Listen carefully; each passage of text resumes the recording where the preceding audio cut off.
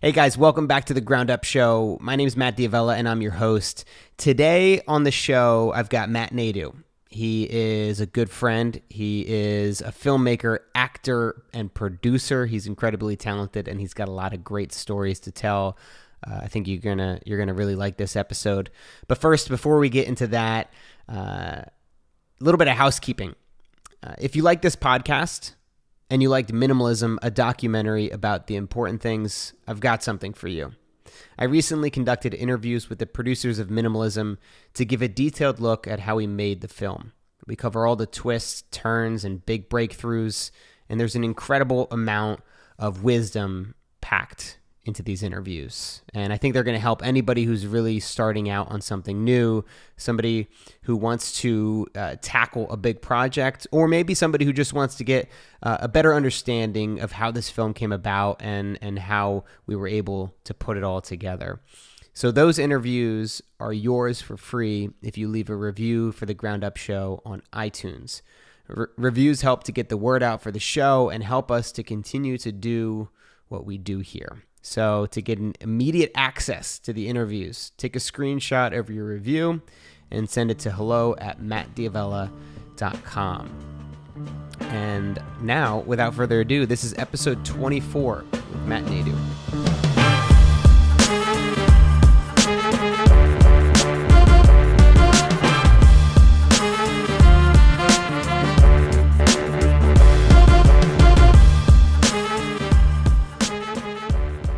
All right, Matt Nadu.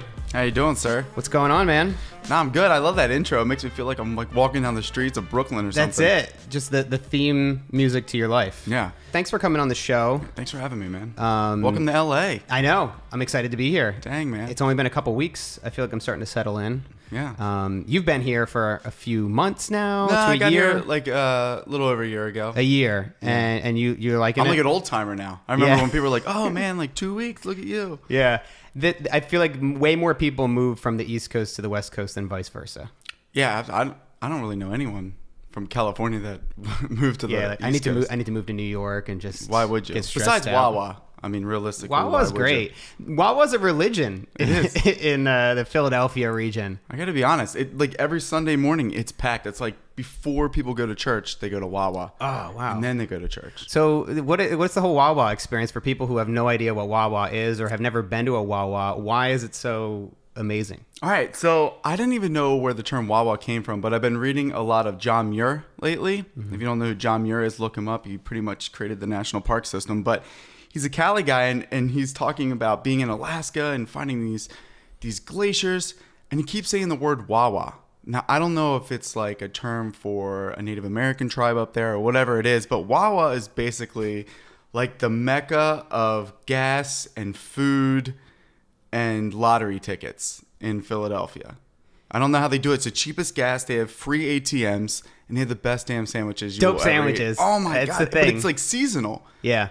That's like the future of sandwich making is that you have the screen that you can walk up to and then you can just create it there. There's no stress to it. You can take your time. Nothing. And you can browse around and, fill up a slushie halfway full, drink that a little bit while you're waiting. Yeah. Break up a pizza soft pretzel while you're standing in line. There's an art to it for sure. Oh, no, definitely. Tell everybody a little bit about what you currently do.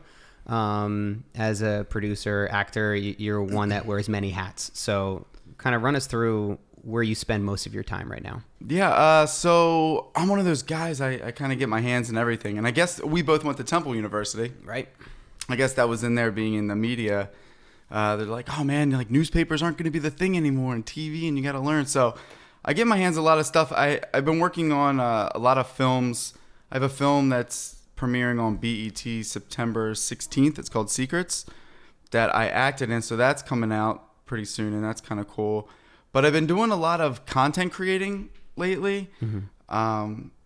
My girlfriend Hope, she's here. She works at NPR, and she's like incredible at we just travel. We travel everywhere, and we put together these like 60-second like travel videos on kind of like millennials that are creatives and freelancers that we do. That we have this opportunity to create beautiful content, but it doesn't always have to be stuff that we don't want to create.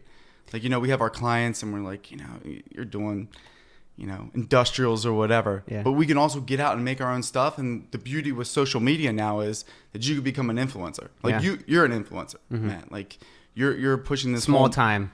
Nah, man, with minimalism and pushing all this stuff, like people look up to you and they're like, we're the forefront of this new reality in this like new world. And it's like, how do you create for that? So I've been learning.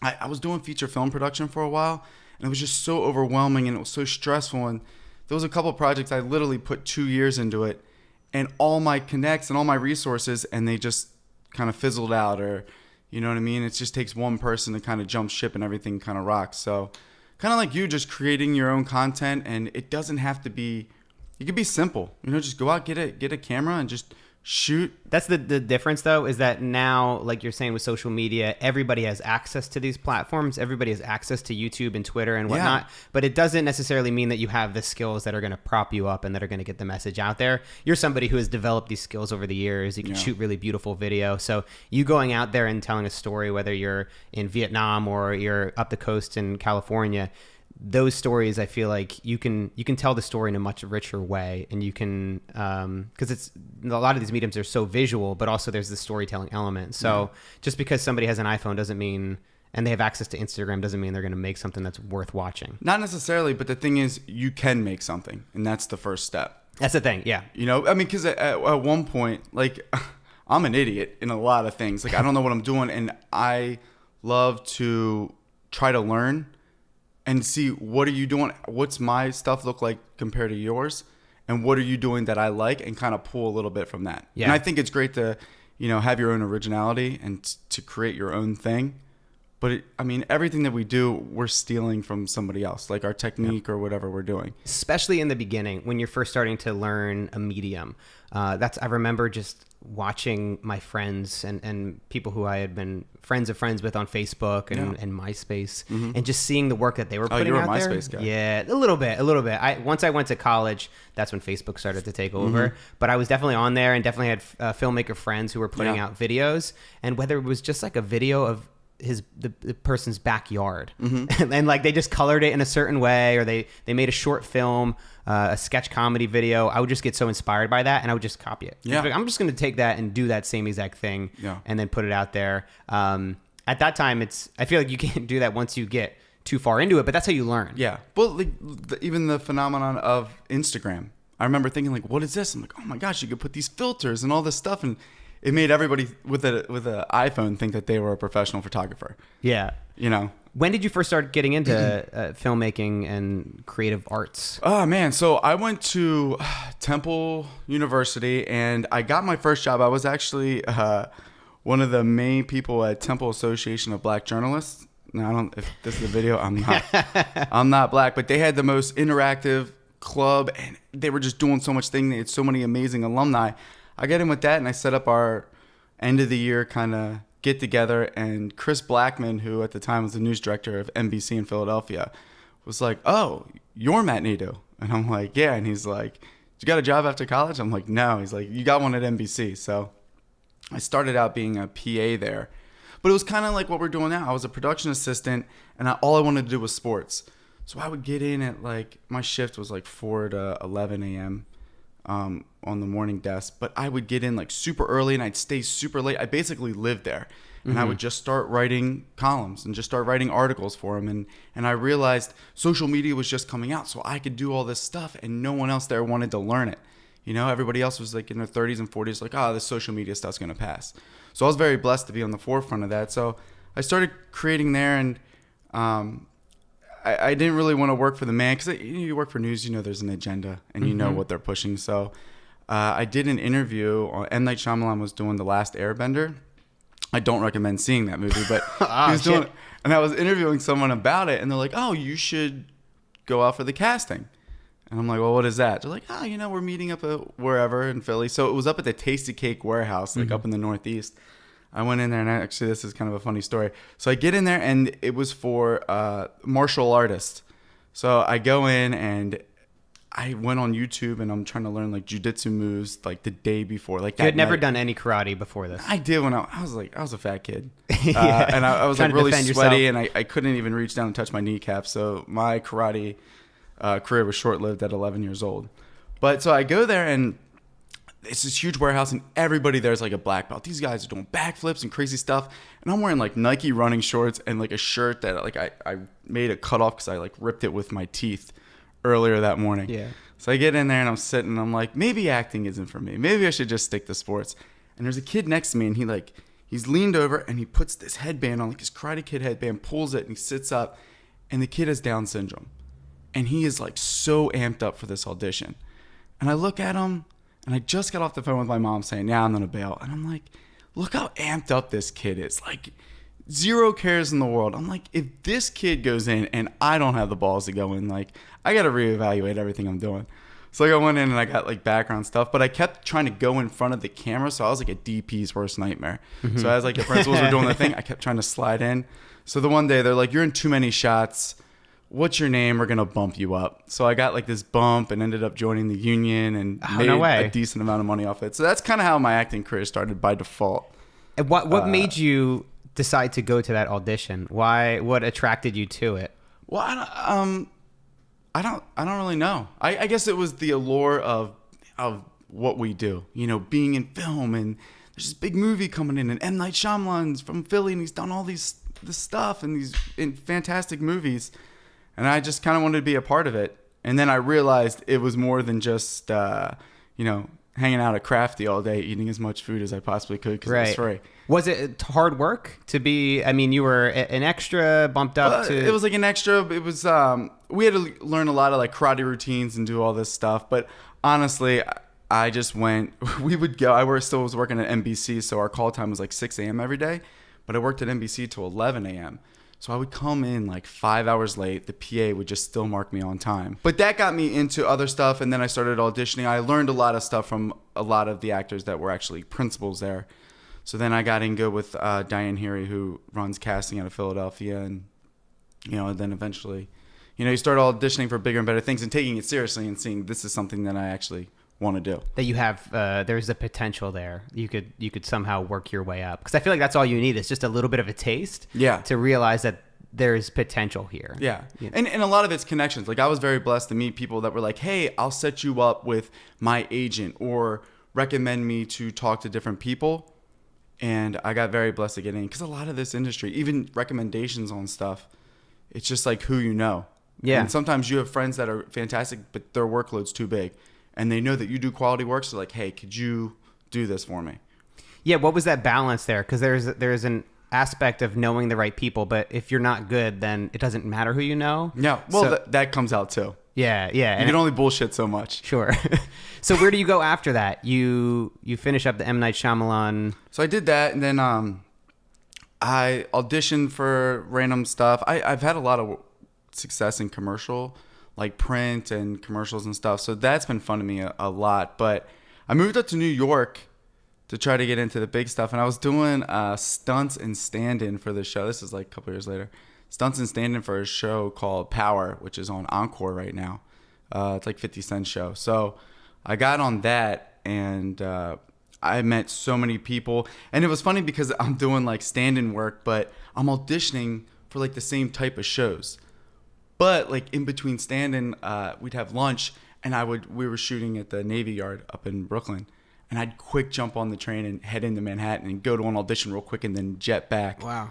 So it was cool because like all day, like I would chill with 50 Cent, and the guy's like one of the most smartest guys you can ever imagine. And I'd find myself at night like hanging out with them or doing X, Y, and Z. And it's like I took this stupid stand-in job.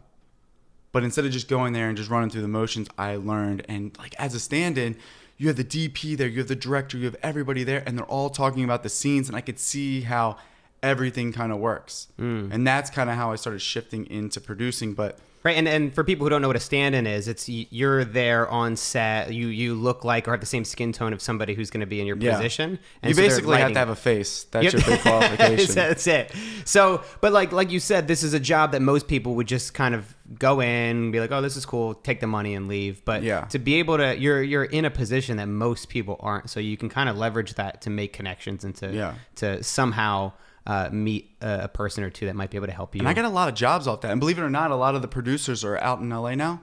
I hang out with them all the time. But Yeah, I got very blessed. I was actually living in my car in Dumbo, down under the Manhattan Bridge, if you're aware of Dumbo. You were living under a bridge. Yeah, in your car. I was living in a car down by the river. That's good. No, I found a parking spot, and I would go Sunday mornings. We'd have to be on set at like 6 a.m. I would leave Philly because I was living in Philly, and I would get there around 4 a.m. I'd park my car under the bridge, but I was good all week. You could park there all week. So I would park there before anybody else would get there, and it was like Wi-Fi there. There was a gym there.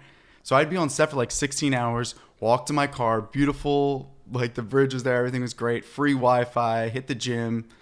It was a poor man's dream. Right. So then that's where you can shower and you can I could do all that right brush there. your teeth right at the gym. Yeah. And I was staying at the studios a lot. I had a couple PAs that would just let me use the room. So I kind of had like a apartment there. You weren't always sleeping in your car. No, I slept there a lot. That's and a I little mean under scary, snowstorms. man. And Really? it was like from September to March. Wait, snowstorm, you kept the car on when you were sleeping? No, or? I had a lot of Blankets? a lot of blankets and a lot of hoodies. Holy shit, man. It sounds crazy, but rent's so expensive in New York, and I was paying for a place in Philly at the time. Yeah. And I had a bad experience in New York living, so I just stuck with the car. You stuck with the car.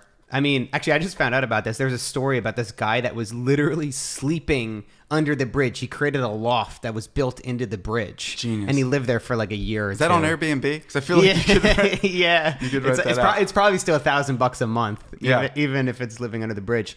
But that's amazing, and that's like, man, I feel like sometimes you just got to do what you got to do if you want to get the job and you want to keep working. Like, there's no other way to do it. But it all comes back to like sacrifice and willingness to learn, because I would just soak up everything I could on the actor side of things, and it's a weird balance because I work in front and behind the camera. So I booked a couple films, and I worked on 50 Cent music video because of this, and just I think no matter what you do, you just have to be willing to put yourself out there. Because I've definitely let my ego step in and be like, oh no, I'm too good for this, or I've done this, so I can't do this. And then that's where I have a reality check that, like, man, just step back and just learn. Did the acting on camera help you when you started to move more behind the camera? Yeah, I did a feature called The Church, and I think it's coming out next year. We had like Bill Moseley, Ashley C. Williams, she was on Human Centipede, Clint Howard, Ron Howard's brother. He's a hilarious guy. But we had all these great actors on there, and I was producing and one of the leads on there. So that was a weird balance, working with all these like horror icons and being there trying to learn from them as an actor, but then also having to step back as a producer and, you know, kind of change hats and be like, hey, like, this isn't working, or we need to do this. Like, the director was a first-time director, and just he knew his vision, but he couldn't really relay it to his cast. So he was trying to work like 16, 17-hour days and didn't understand why people needed to eat 3 times a day, or why is pizza not sufficient every damn meal. Yeah. You know, so that was that balance where I had to go back and forth and try to do that. And I had to like just step in and be like, hey, like if I'm getting pissed off, I know damn well these guys are getting pissed off. So you have to kind of create a balance. And I tell a lot of my buddies that are directors, go to an acting class. Just see how actors think and how they do things. And, you know, a lot of times it seems like acting, the guy just comes and he goes on set and then he leaves and it's an easy job, especially when you're behind the camera in production, because, you know, it's easy for an actor to leave and you guys are working on it for another year and a half. Mm-hmm. But there's a lot that goes into it, and there's a lot of pressure in trying to carry that. And there's so much pressure in it. Yeah, you have to learn, I think, sometimes I think the most amazing thing is just letting that camera roll.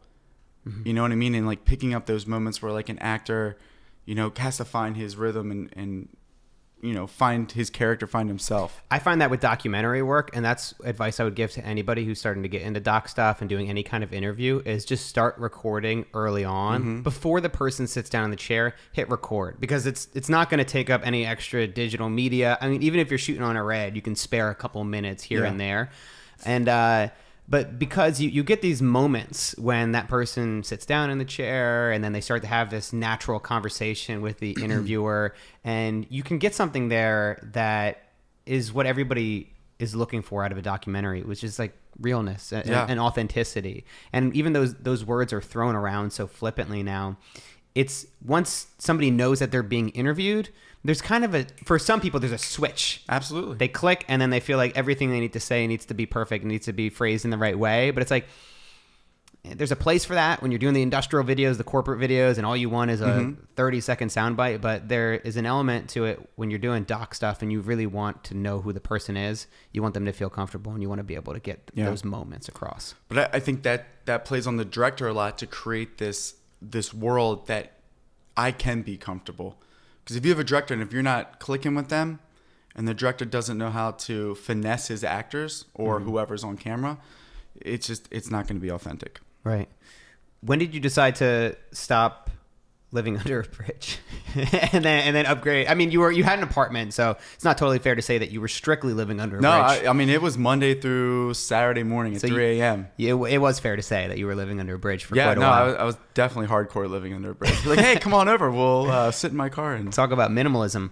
So you're living under a bridge, and then that project ends, and then you go back to Philly? Yeah, I went back to Philly. I would get so frustrated because I'd be on set, and I would see actors that they would bring in for the show that I'm like, damn it, that should be me. Mm-hmm. Why am I not getting this role? And then I realized sometimes you have to step back. Like the main creator only saw me as that stand-in, you know? And a lot of times, I don't know. It's kind of weird. You got to know when to walk away from something. Like, it was good money and stuff, but I realized as long as I'm being there, all those people, we can have a great relationship and go get beers, but they're just going to keep seeing me as that. It's the same mentality of people who go to work in a professional career. Mm-hmm. They start out as in the mailroom or as an intern or a PA, and then everybody, your boss and your coworkers included, think that you see you at that level. Yeah. And the best way to navigate and rise up and to get more challenging and creative work is to leave that company, go to another company. Yeah. I have a buddy right now. It's not what the job was, but it's basically like the assistant for the CEO.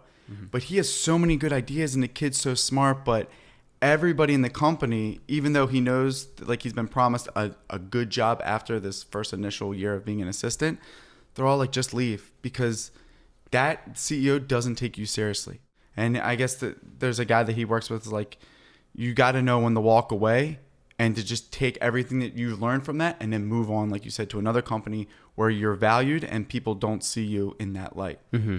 And that's good and bad, because a lot of times we get comfortable. Yeah. And we're like, oh man, well, I've been here for a year and I don't want to. Instead of thinking you wasted that time, why don't you take that? Man, that was an opportunity and that was a year for me to grow. Now I'm really going to explode somewhere else. Comfort is one of the scariest things, I think. It's our worst enemy. Because, and you can relate it to so many different aspects of your life, whether it's exercise and eating healthy. Mm-hmm.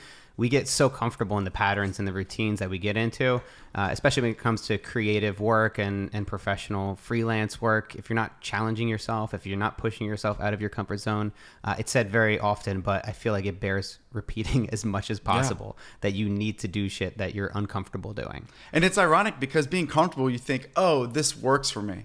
But that's when you get burned out. Mm-hmm. When you just keep doing the same thing over and over. Like, even workout, like we both work out and you're looking good. Thanks, man. You got that Cali bod. Just got back into it, yeah.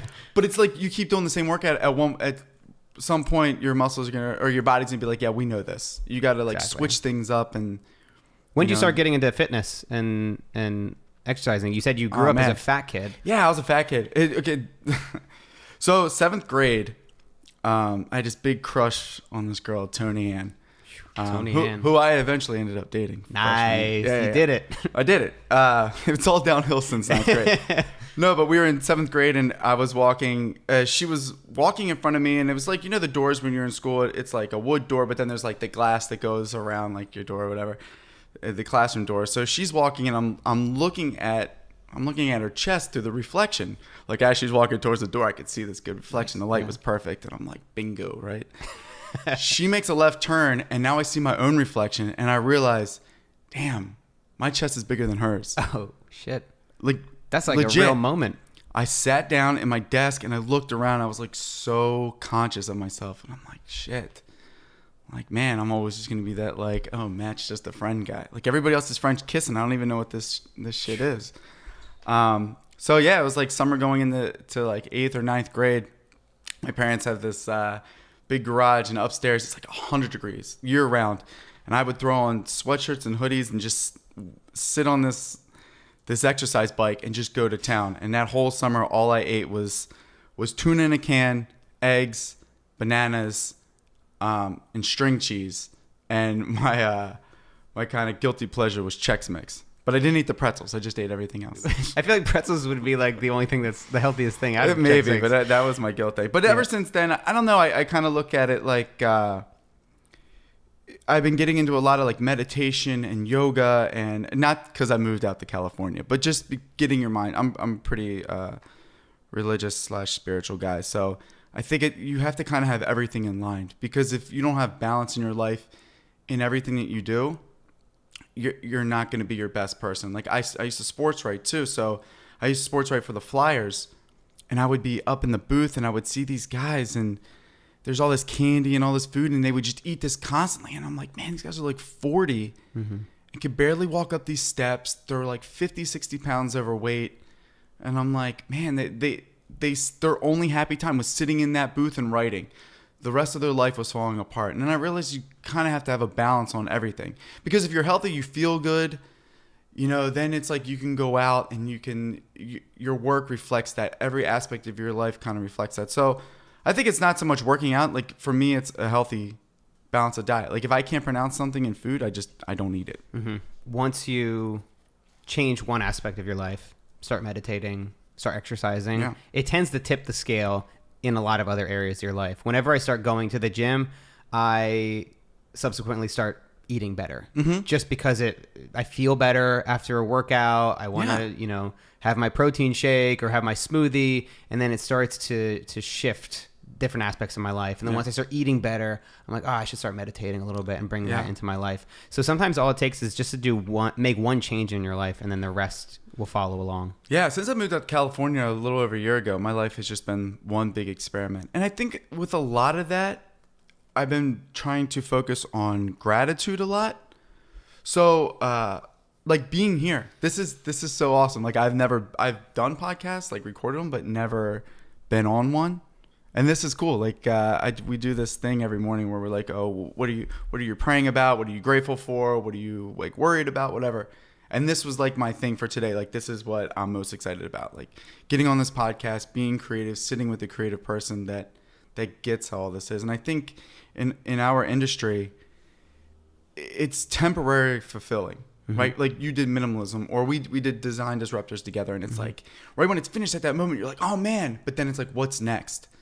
And as a freelancer and as a creative, we're caught in this cycle of what's next, and we don't step back and appreciate things. And I think a big adjustment for me is a couple months ago, I just did this campaign for Honda, and the whole time I'm on set, I'm like, oh man, like, am I gonna get this audition next week? And like, how's this gonna work? Whatever.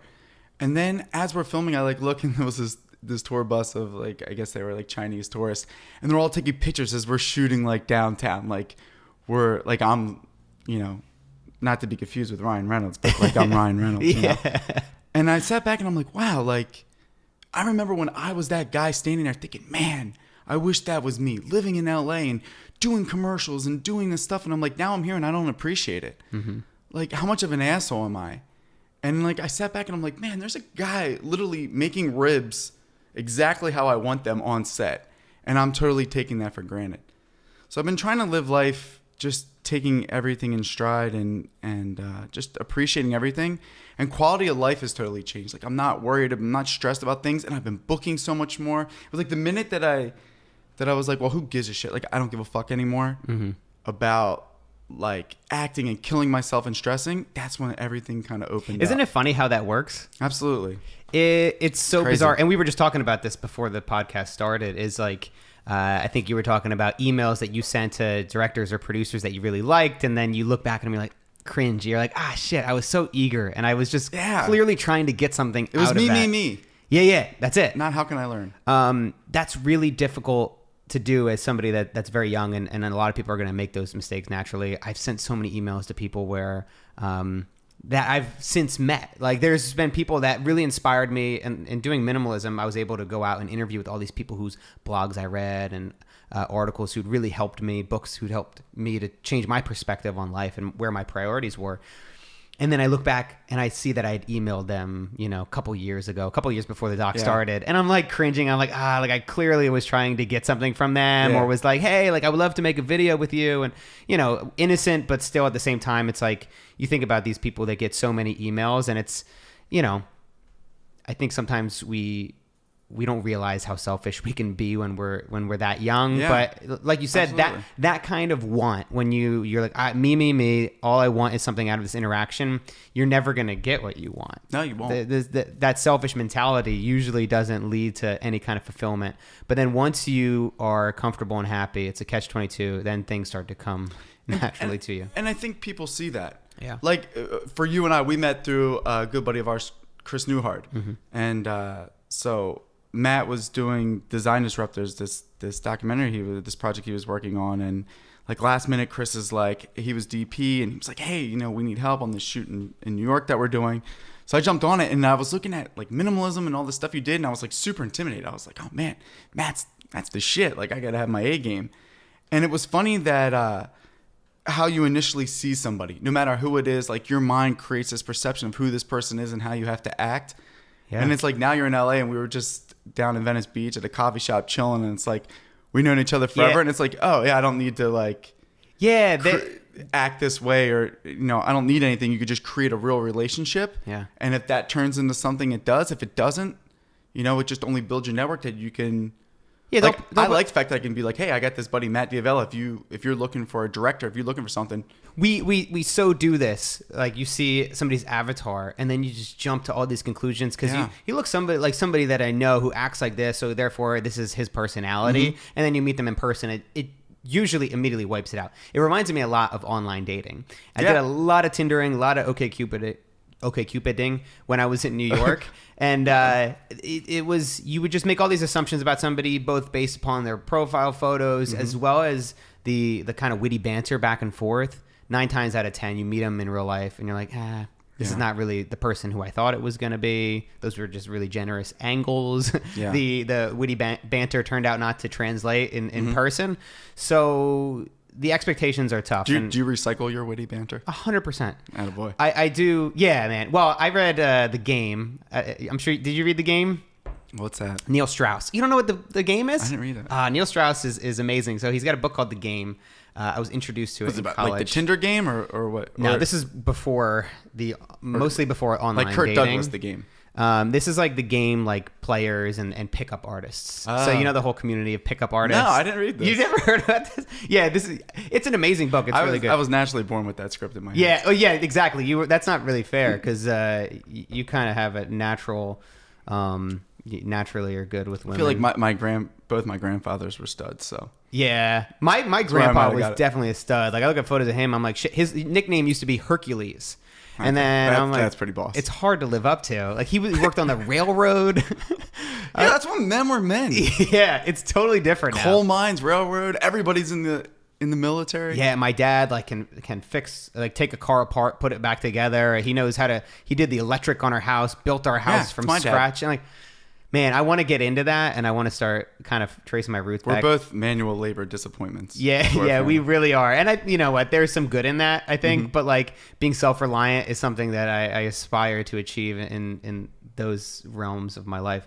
But anyway, The Game was this Neil Strauss. He wrote an amazing book, and he just co-authored a book with Kevin Hart. He works with a lot of really well-known celebrities and co-writes books with them, but he's got a couple books of his own. He's got one book called Emergency, where it's escaping LA in an apocalypse. And really? Yeah, it's awesome. Really. So he has. You were just talking about that. Yeah.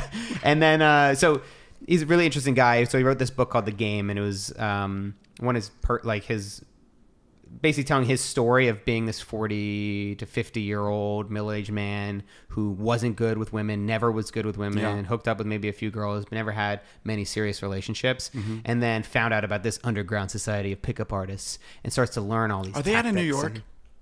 No, I think, Neil Strauss now lives in L.A., and they were all mostly based in L.A., I think. Oh. So it was this kind of whole underground. Of course they are. Yeah, and it's this whole underground society, as they called it, but really it was them... men who weren't naturally good with women, learning how to talk to women. And that's really the basics of it, and there can be some bad stigmatism around it, and there are certainly things, aspects of it that can go wrong, where like negging women or maybe kind of, I would say, misleading women would be a really bad direction that could head. But in the best case scenario of this, it's just helping guys that It's like get really nervous. Yeah, there's so many aspects to it. What do you have to like, lose? But it's like, here, just say this line, tell this story to them when you first meet them, and then you're going to open up, and then you can kind of transition into other conversation. But I forget how we got on there, but... Well, I feel like that's kind of like what we were talking about in all aspects, not expecting something. Right? Like I have friends that are like that. They're like, oh man, like I need to get laid tonight. I need to do this. What do I do? I'm like, I don't know. Like I don't do that. Like, I'll just go and like, I'll just have a normal conversation. Like look at this person and talk to them like they're an actual human being. Yeah. And not just like a means to an end. Yeah. There's a spectrum, because there's the guys that just get so nervous, like they wouldn't even know what to say. They would stutter, and it's like, all right, how do we help that guy get over that fear? And you got to just keep pushing yourself out there, keep doing it. Being uncomfortable, man. Yeah, being uncomfortable, exactly, and that's the only way you're going to get better. I actually had a lot of social anxiety when I first started dating. Like during college, I didn't date that much, and then once I got into the real world, it was a different element of dating, and the online dating was starting to blow up, and I just didn't put myself out there. I didn't do anything. So I developed a social anxiety towards dating and getting out there and meeting girls to the point where it was the most terrifying thing in the world. And then I set up one date through OkCupid, and I was so fucking nervous on this date. Like the night before, actually no, it was the morning of, and I'm showering because we went out and got coffee. And I remember just like shaking in the shower. I was like, I can't do this. But just knowing that it's not a big deal. I'm just going to meet this person. Yeah. And if we don't hit it off, it's fine. And then I go on the date. I was really nervous. It was the first time I ever had an espresso. I got to show you how young I was. I need to get some hair on my chest. Then I'm just shaking on the date, even more nervous. It didn't really help calm my nerves. And that was it. And it wasn't the end of the world. And the next date was a little bit easier. The next date, a little bit easier. And then eventually I just got completely over it. And it wasn't a big deal anymore. I got nervous as anybody would on a first date. But it did help me get over it. We initially got into this in terms of you asking me, did I send stock messages to every girl? And I did. Good man. You have to in some ways when you're online dating. Because it's a numbers game. Oh, this line works every time. Yeah, exactly. And then, what are you supposed to be creative with every person? Yeah. And then 90% of the women don't respond. To be creative all the time? What is this? Yeah, exactly. I already do this for work. Yeah. So, but anyway, online dating, I think, is the best parallel to really illustrate putting yourself out of your comfort zone, not having any expectations. Yeah. And just it's weird. Remember when that was like, online dating? You're like, oh man, what is that? Like, that's so weird. It's so gross. And now it's like what everybody does. It's totally normal, yeah. But I have buddies, just to wrap this up, I have buddies that are afraid that like, oh, what if she says no or whatever? And I kind of look at it for like me for auditions. Like I used to be so nervous to go on an audition and I would do my lines and I would do everything. And I'd walk out and I keep repeating it. Like, oh, I should have done it like this. I should have done it like this. And then it's like, just let it go. Mm-hmm. You know what I mean? Whatever happens, just like put it out there and let it go. And it's kind of like the same with like dating. It's like you're going to get rejected. Who cares? That just wasn't meant to happen at that time. Mm-hmm. You know, and it's always like the things that ended up happening and things that clicked. That was the right thing. Mm-hmm. And you don't force it. You just like let it happen. Yeah.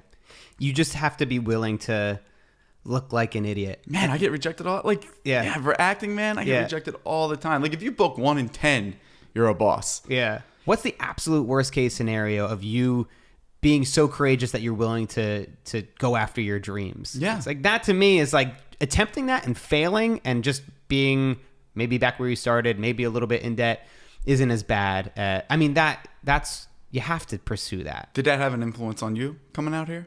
I think I am because you were doing pretty successful in New York. Yeah. And this is a big jump. New York and LA are 2 totally different ball games. The biggest hurdle for me was personal, and it was the leaving my family. Mm-hmm. I guess the being in Brooklyn is almost like being on another planet. Yeah. So it was kind of the same thing. It's like, what's a flight versus driving 3 hours through traffic to get home? Exactly. So that helped to kind of push me over. But I was doing well in New York, but most of my corporate shoots that I was doing were not in New York. Mm-hmm. I do a couple a year. You can fly in for that. Most of them were out of the city. And then on top of it, doing minimalism and design disruptors and starting to create original content and work on original projects and documentary series. That opened me up to be able to to work from anywhere. Yeah. And It lets you see how big the world is too. Sure. So many stories to be told. Yeah, and that's something that you're really passionate about is traveling. And I went on my first airplane when I was, I think, 20 years old. Really? Yeah. Where'd you go? Florida? I did a shoot in Colorado and then Las Vegas. That's cool. I did Rock the Bells behind the scenes footage for this Rock the Bells concert, and I ended up sharing a hotel room with Mos Def. Oh, really? Yeah. Well, he had like the suite, and then I had like I was in the closet next door. How'd that happen?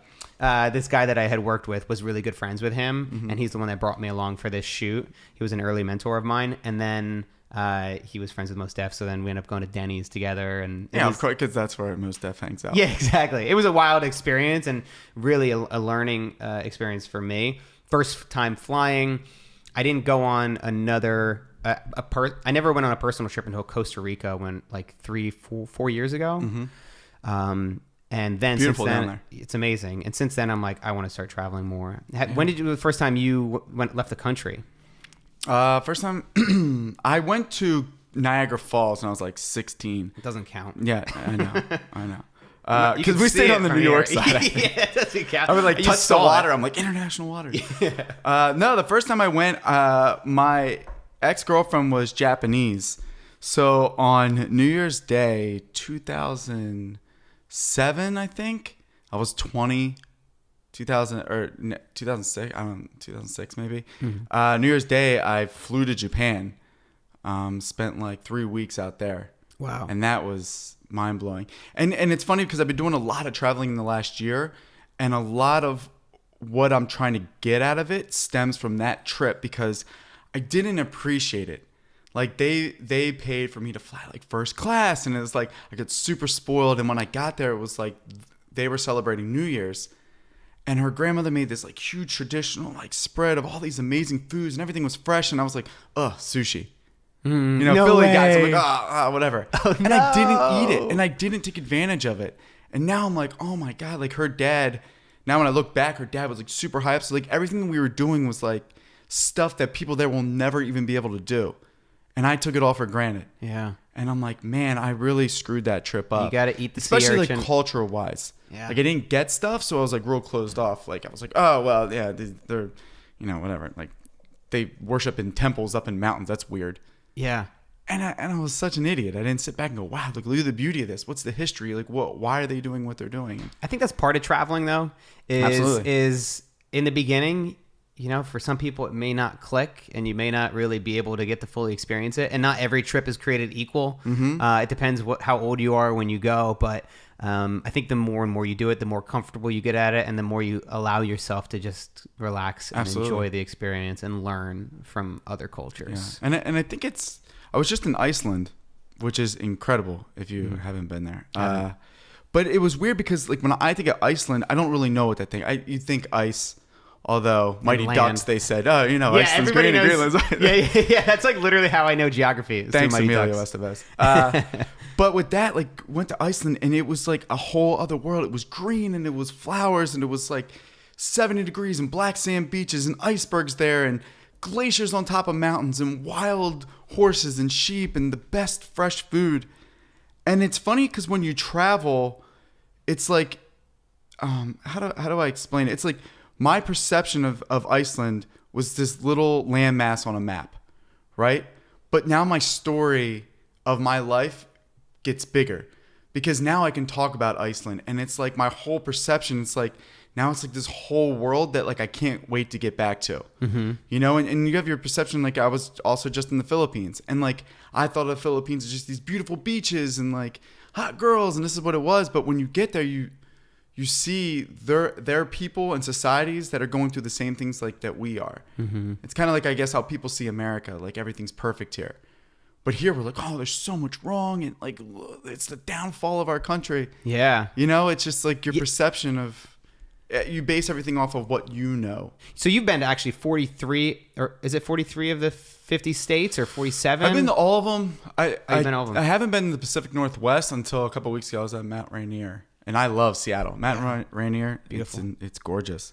I haven't been to like Montana, Idaho, like those upper states there, and Alaska and Hawaii. I haven't been to yet. Was that systematic? Were you trying to travel to every state? No. Well, I think with this country, we don't appreciate. I think you learn to appreciate where you're from once you travel and you see like the pros and cons of every different country. And it's like you start realizing, oh, like I want to live in the Philippines. It'd be so awesome to live in Australia. But then you get there and you realize, there's the same highs and lows as there are here, and you appreciate things that we have here compared to there. Mm-hmm. But even like what you said, our states, it's almost like if we were Europe, we would be so many different countries. I literally just went. I've done the whole East Coast thing, up and down, just because we're from the East Coast. But I did a traveling play, so I saw a lot of the South with that. But I drove back and forth across the country 3 times last year. When I moved out here, I drove across, totaled my car, flew home, drove across again with my dad and my brothers. We did a road trip, but we took a different. You took a different route. And then my brother moved to San Francisco, so then him and I took a different route as well. So just by default, we were just driving through everything. And then the more and more you start seeing stuff, it's like, well, now I want to see, what Chicago's like. I want to see what Montana's like. I want to see what, New Orleans is like. And you appreciate the big cities, but I think Utah might be my favorite state that I've seen just because it's so vast. The deserts and just all the colors in the sky. And it's just, the landform masses, and you're just like, wow, it's like a whole other world. Yeah, we filmed part of the minimalism in Salt Lake City in the Salt Flats. Yeah, which was one of I haven't been there yet. Yeah, it's pretty stunning, and it's definitely worth checking out. But we were driving out there and driving for maybe 2, 3, 4 hours, and we're like, should we just turn around? Because we have a schedule and we have stuff that we need to do. We had an interview going on later that day, and we're like, I don't even know if we're going to be able to get to it. Let's just keep going.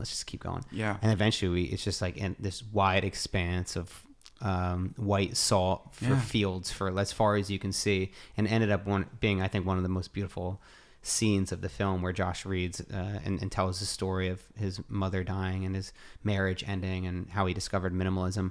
And but you had to just keep digging through it to be able to find that scenery. But that's why that's part of traveling too, is just that sometimes it actually doesn't work out. Sometimes you're hoping to see a place that's really beautiful, and then ends up being foggy, and then the day is quote unquote ruined. But you have to, like but you said, the highs and highs, right? And the lows. Yeah, and it helps us develop as storytellers. Mm-hmm. Yeah, because we get out there and we put ourselves out there, and even if something doesn't work out the way that you want it to, it's still an experience that you have. And then when you look back on it, like me for Japan, I didn't take advantage of it, but it made me a better traveler because now I know what not to do. Right. I wanted to do the cross country thing.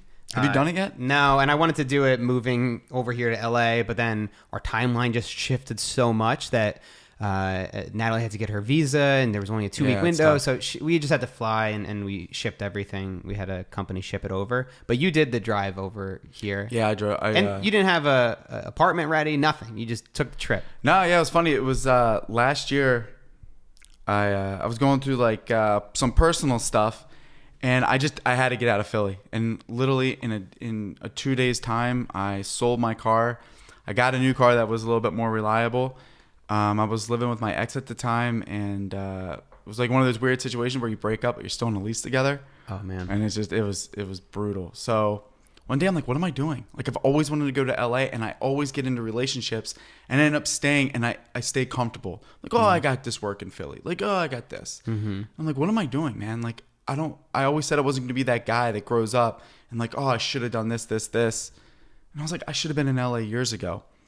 So I literally just threw some suits in a car, and I like just left everything in my apartment. My buddy Mike and we just got in. I called him at like 11 at night and said, what are you doing the next like week and a half? And he's like, I don't know. What do you got in my mind? And I'm like, grab a duffel bag full of shit. We're driving out west. I'll fly you back. And that's what we did. We just got in a car and we just started driving. Blasted through Colorado, and we're going through the Rockies. And Mike's like, hey, do you have a place to stay? And I'm like, no, I don't. I don't have a game plan. I don't want to sleep on somebody's couch. I don't want to do that. So we got on Craigslist, and I was like, hey, this is my budget. Look, find something. And he found this bachelor pad in Marina Del Rey. And if you don't know Marina Del Rey, it's just south of Venice. It goes Marina Del Rey, Venice, Santa Monica. and I needed to be by the beach. So I'm like, oh man, perfect. So we get out here. The first thing we do, we drive there. We pull up into the marina, and this guy meets us, and I'm looking at all these amazing apartments. I'm like, oh man, this is like, I'm gonna be balling. Like, I showed her. I moved out to LA. I'm in a sick place, right? So like, I get there, and the guy, he starts walking down the dock towards like these boats. I'm like, oh, I guess he's got to get the key off a boat or whatever. Maybe, man, maybe I got a dock too. This is sick. So he gets on a boat, and he's like, well, here she is. And I'm like, here's what? And he goes, this is the bachelor pad. And I looked up, and it was like this 27-foot power boat. And in my mind, I'm like, fuck yes. Like, 'cause I tried to do it when I was working on power. I wanted to live in the naval yard on a boat. And some guy's like, what are you, retarded? This shit like freezes over. Like, you're going to die in this boat. Yeah. So I opted for a car. So I signed a lease, and some things happened. And it was like 4th of July weekend. I was flying a director in from this film that I was working on. And I'm all amped up, ready to go to like have these guys stay on this boat. And the guy that owned the boat's like, hey, he comes over and he's like, you got to get off the boat. I'm like, what are you talking about? He's like, I just sold it. You got to be out in an hour. And I'm like, I got people flying out here and a possible investor. Like, they were going to stay on the boat. This is supposed to be like a whole thing. Yeah. And luckily, I was looking at this other boat. I was looking at the sailboat to live on this, to actually buy the sailboat, because I did a couple Amazon commercials that paid out. And I just impulse buy, called the guy up. I'm like, hey, I got cash. I want to buy this boat. So I go and take a look at this boat, and I don't know anything about sailing. I don't know anything about anything. God. I don't know shit. Yeah. And I get on this boat, and he's like, hey, you want to take it out? You want to do whatever? And I kind of like lifted up the cushions a little bit. I like felt the sail. I like knocked on the hull, and I'm like, no, she's good. She's good. And he's like, I want this much. And I'm like, no, I got this much cash. Take it or leave it. And I totaled my car like the day before, and I got... How many times have you totaled your car? It's a long story. But I got paid out. And so I used that money to help get a boat. Wow. Along with the commercial stuff. So now I live on this boat. I live on this awesome sailboat. And you know what? It was in those moments where like I totaled my car. Like I had to get kicked off the boat. And it was like all this stuff where I'm like, fuck. Like the whole world is against me. And literally a week and a half later... it was the perfect scenario. Like if I would have just like trusted, isn't that you just trust what's going to happen and stop thinking that the world is against you and working for you. Yeah. And how can I make the best of a situation, which I'm not the best at. Well, life continues to be like that. There's always highs and lows. In everything you do. And you keep, you have good times, you have bad times. And then when you have good times, you're like, everything's working out. This is great. I should always feel this way. And then when things are really shitty and going bad, you're like, why is this happening to me? But it's my like, life sucks. Yeah. It's like we can't step back for a minute and look at the big picture. And I think sometimes that's what meditation can help do. And the gratitude. All that. And gratitude is just to take a step back and see how your life is progressing and how some days are good, some days are bad. But in the grand scheme of things, if you keep level-headed and you're more self-aware, you can get through that's them. not some weird like hippie shit. Like I used to be like, oh, yoga, meditation. But it's just the fact that you see like how blessed we are and how good that we have things. Because all like our society is built, especially with social media, it's all me. You know what I mean? And people look at somebody else's Instagram feed and be like, oh, they get depressed. Like that's a real thing. People get depressed because my life isn't as cool. Yeah. But all we're doing is just filtering things that we want the world to see. How do we make like, I guess like important content? Because we talk about content, but it's really, we're not just trying to make shit. We're not just trying to throw stuff out there against the wall and just get a bunch of attention, the me mentality. How do we Which is kind of what you get stuck into. Like when I first started, I'm not going to lie, like acting seemed like awesome. Like, oh man, move to LA and I'll be famous, blah, blah, blah. Yeah. It's all the wrong reasons that we're doing stuff. Yeah, but honestly, like seeing stuff you do, seeing stuff Newhart does. I love Chris Burkhardt. If you guys don't follow him on social media, he's an incredible photographer and videographer. He actually just did a doc. What's it called, Hope? Under the Northern Lights, where he legit goes to Northern Lights in Iceland and just surfs. Wait, yeah, you were telling me about this. And it's all dark because like when we were there, it was summer and it's 24 hours of light, but the inverse is during winter, it's 24 hours of darkness. Wow. These guys are just like surfing under like the Northern Lights. What's that? Under the Arctic sky. Under the Arctic sky. Yeah. And it's just like, it was beautiful. And like, you hear him talk, like kind of like you did your tour with minimalism, and you're traveling all over and you're talking, and it's like you get to talk about what you created and seeing the impact that you've had on people. But it was something that obviously meant something to you. And it's like, we're just not making shit. Because I've honestly pulled back a lot on my acting stuff to focus more on doc, more on meaningful content, which is originally what I got into it. But then you get so caught up in this world of like, you think you just got to survive and you kind of go with the flow. Yeah. And you lose sight of like who you are and what you stand for. It's difficult when we're all tapped into it. We're all on Instagram, Twitter, and Facebook. And from time to time, no matter who you follow, some of these stories end up coming through, and you end up seeing people who get a lot of attention for having really shitty content or something that's just like meant to, get a quick laugh or is shock worthy.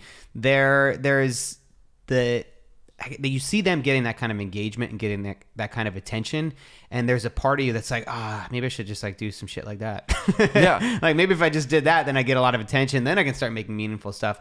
But I think you always have to put meaningful in front of content. Yeah. And I'm bad with that. Like, it's so easy to get distracted. Like, I've been doing social media stuff, but then I've been like traveling, but then I'm like, oh man, I could get into TV, and I've been trying to develop some like pilots for a buddy of mine, and it's so easy to get overwhelmed, but you spread yourself so thin that you can't deliver on promises you made, and you don't put, your best effort in one particular thing. And that's something that I struggle with, that I've been trying to work on a lot. You have to also let yourself make some mistakes. Let yourself have to. Yeah, and like, dude, sometimes I'll make some stuff that's shitty, that's not that meaningful, but it was fun. It was like, cool, why not?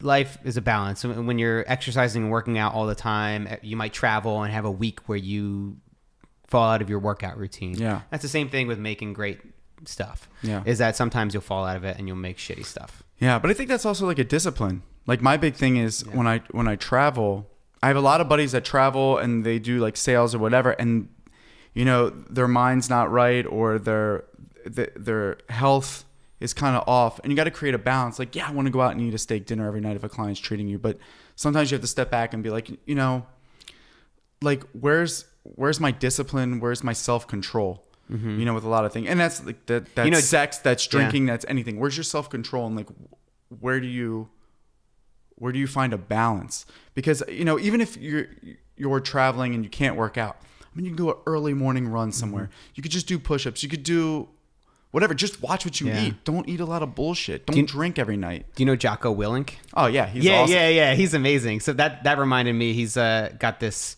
I think he's actually coming out with a new book that's Discipline Equals Freedom. And it's just this whole idea. I'm Jocko. You're listening to Jocko. Yeah. He's a badass. He's good. Like your grandfather. It reminds me of Hercules. Yeah, exactly. I just went through and I listened to all, like, he has a podcast. His first ever podcast that he done was with Tim Ferriss. Yeah. And I listened to that. And then he did one with Joe Rogan and also with Sam Harris. And all three I highly recommend. It's probably about 7 or 8 hours worth of interviews there.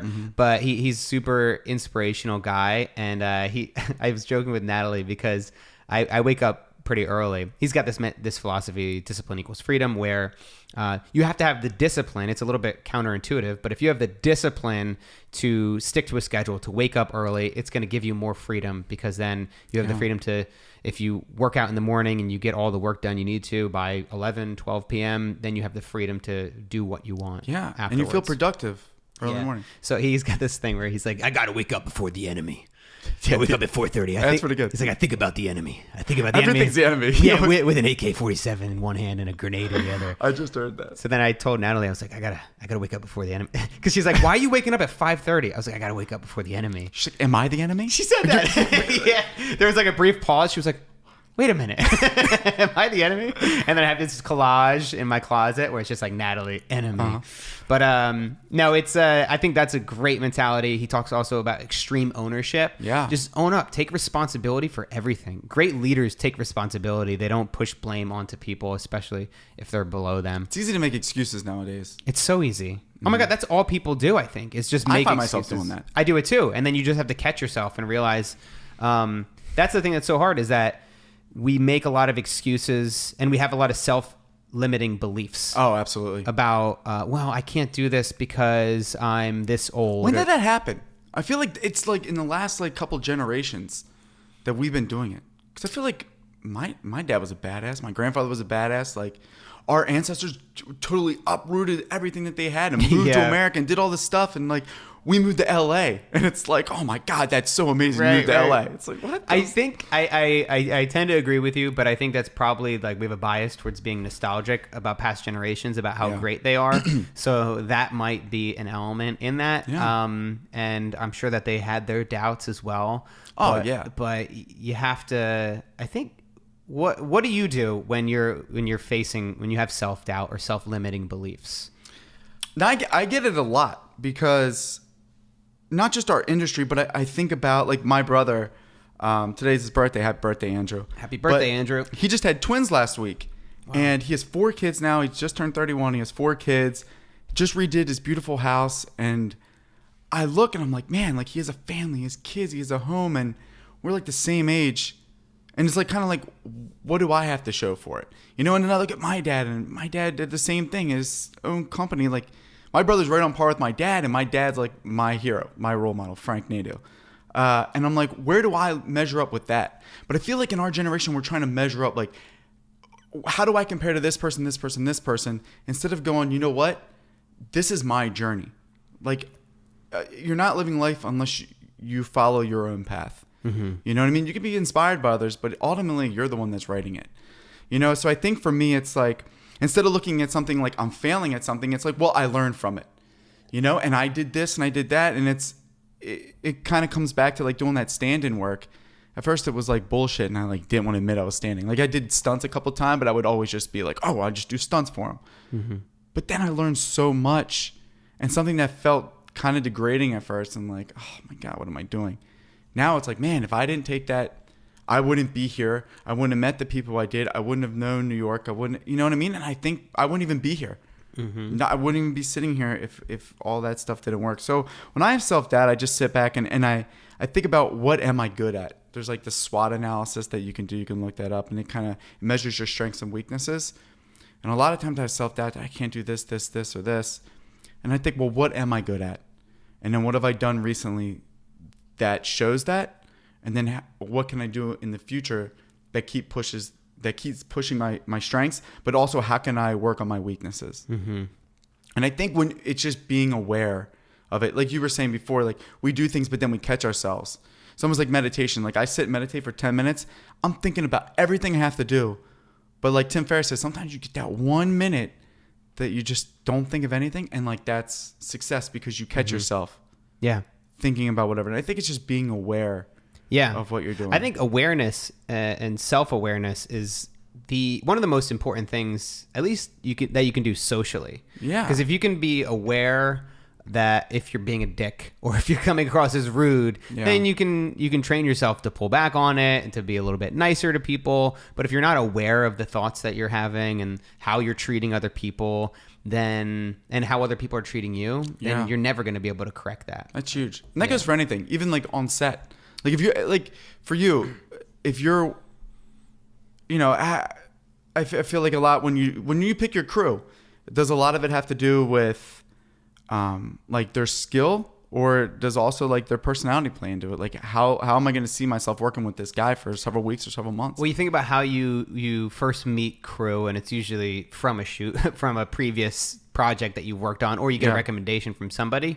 And the first thing that stands out is not their work, because you haven't seen their work yet. Mm-hmm. The first thing that stands out is their personality and how responsive they are, if they show up early. There's so many other things that you see that are more reflective of their personality and who they are as a human than it is about the work that they've done in the past.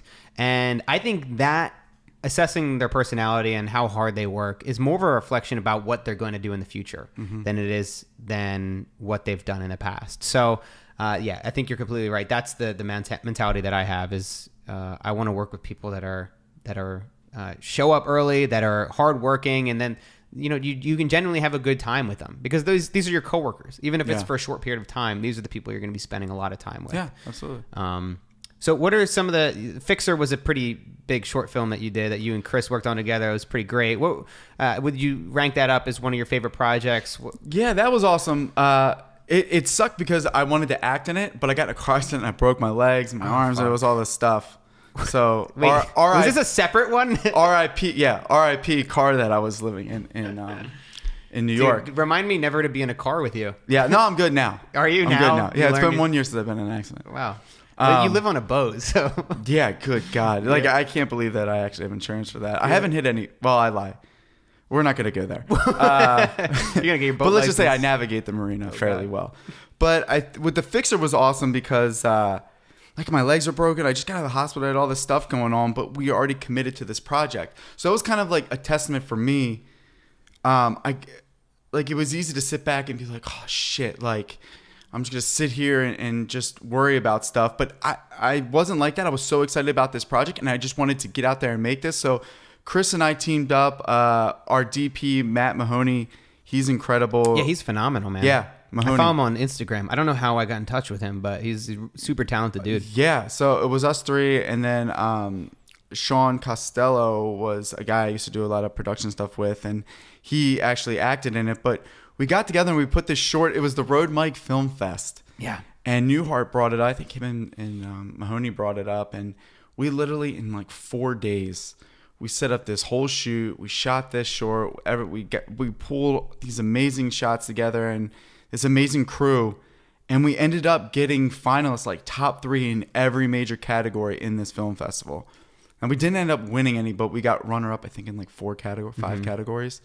But it was awesome because you see some of these guys work and it's incredible. But they did a behind-the-scenes thing, and it's like months that they worked on this. And this was a story that meant so much.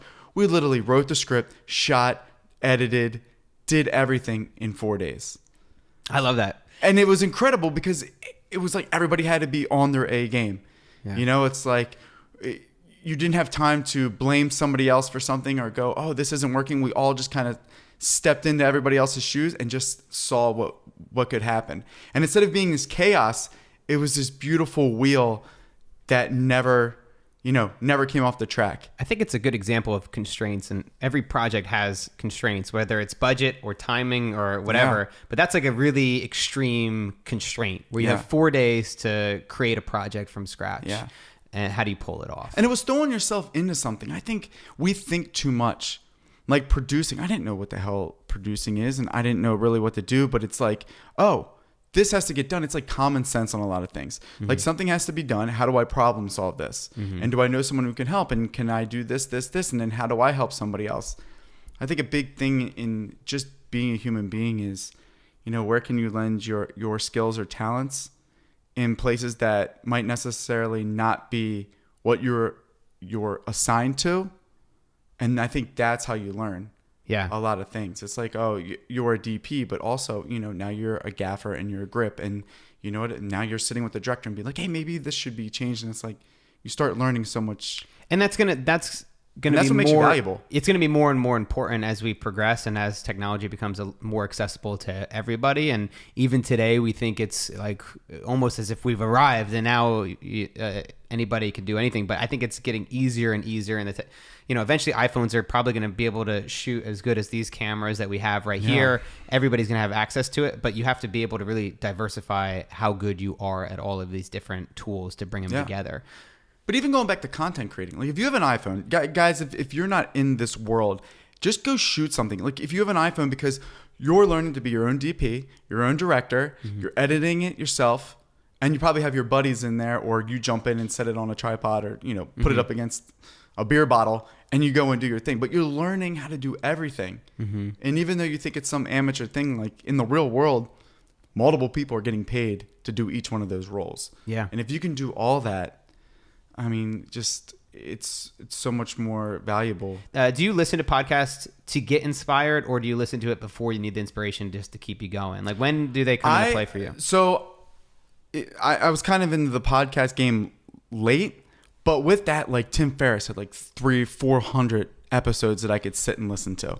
You know what I mean? Like Brett McKay had all these episodes I can listen to. Jocko, all these episodes I could sit and listen to. You get to walk into Tim Ferriss's world or Joe Rogan's world, and it's like Joe Rogan sitting down talking one-on-one with a buddy, like we're doing right now. Yeah. We're just having a normal conversation, and this is like conversations that we would just have any day. Yeah. But now it's like I can pull inspiration from these guys because I'm like, wow, I'm a lot like them.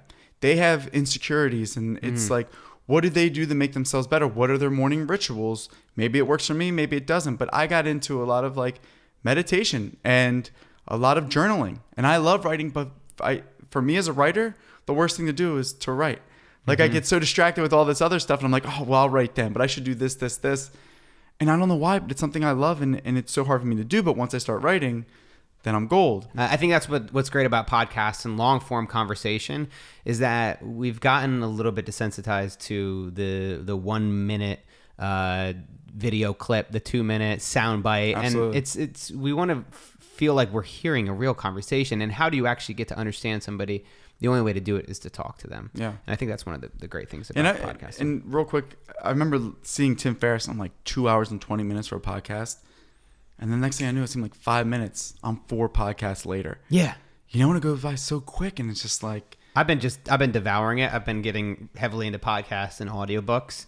And it flies by. And I feel like you learn so much. And it's never... Sitting in traffic is the best time to listen to it in LA. I do it all the time. Yeah, and it's never... For me, it's like I really want to continually learn new things, and I do that with a lot of these podcasts, whether it's you're learning about somebody's story or you're actually learning about the future of AI and technology, and all this stuff is really fascinating. And like I'm not a very good sponge when it comes to knowledge. I don't retain a lot, but it's the continued pursuit of learning and always being open to new ideas and being open to question previous beliefs and previous ideas. I think is one of the most important things, because then it's one of the great things about mankind too. Yeah, because since the very beginning, that's all we've been doing, trying to learn more and trying to just build on what's been given to us and leave something a little bit better. Right, and that's why we're here, right? Is because of since we started writing down, and then you have these people who take leaps forward for us, but we're continuing along that journey every day. It's like the people that influence the world the most are the outcasts, the freaks, the people that are like do the abnormal things. I mean, even if you get killed in the midst of it, it's like those are the people that we look back and we're like, wow, they changed history. Yeah, they weren't afraid to be uncomfortable. All right, you ready for quick questions? Let's do it.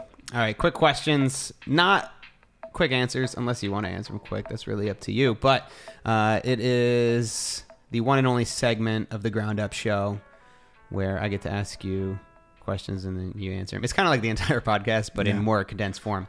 So you just really hyped it up. Yeah, I did. For question number 1, what's the simplest advice that's hard to follow?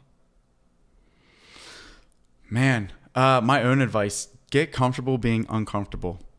Like that's something that I've been really trying to push. It's like anything, whether you're eating a new type of food or whether it's like a new workout or going up to a hot girl and being like, oh man, I'm gonna go make this move. It's like, if you don't take that initial step and if you don't take that first leap, you'll never do it, and you'll spend the rest of your life thinking I should have. How do you deal with criticism? I notice that sometimes I'm dismissive with it, but I'm always listening to it. Like it depends on when I get it. Like if I'm in the middle of something and you're giving me criticism, like while we're working, I guess it's kind of like everybody. You're like, yeah, okay, whatever. But I'm still like taking it in. But I've been getting better at it. I appreciate criticism, especially on the acting front. Like auditioning, I never know. You go in for an audition, I don't know why I didn't book it. Mm-hmm. You know what I mean? Is it my looks? Am I a shitty actor? Like what is it?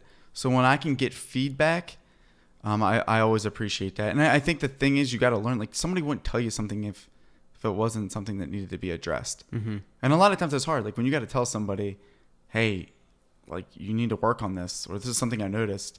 I mean, that takes a lot from that person as well to let you know that. So I think just trying to learn from that and being aware of maybe it's something I might have to change. What one skill has helped you the most in your life? I think my ability to communicate and being willing to just accept people who they are. Let's say somebody's stuck. What one thing can they do today to go on a path of becoming unstuck? Don't look at yesterday. I mean, yesterday already happened. And if you think about the past, only reason the past exists because we're remembering it. It's in our memory or we write it down. Besides that, we don't know. And we think so much about the future, like, oh, what's going to happen? Just be in the moment and realize that everything that you're doing right now is going to affect the outcome of the next moment. Name one thing that people should read before they go to bed tonight? Ooh, I've been.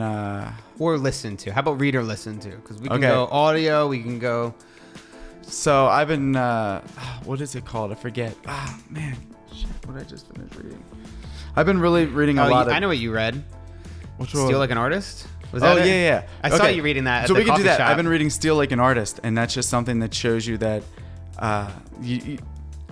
there's a whole bunch of different like little things in there, but it just shows you that every single person that's creative in history has copied off of somebody else or used them as inspiration. And it's like we're never going to come up with new original ideas. It's instead of thinking, oh man, I can't do this and that well is tapped dry, think how can I put my own personal touch into something and then let others be inspired and keep creating. If people want to connect with you online, where would you send them? So Instagram at Matthew Nadu, MatthewNadu. Also MatthewNadu.com. You can also take a look there. And my phone number is 7. Hit me up on that. Cool. All right, man. Thank you so much for coming on the show. Hey, Matt, absolute pleasure, brother. All right. Thank you.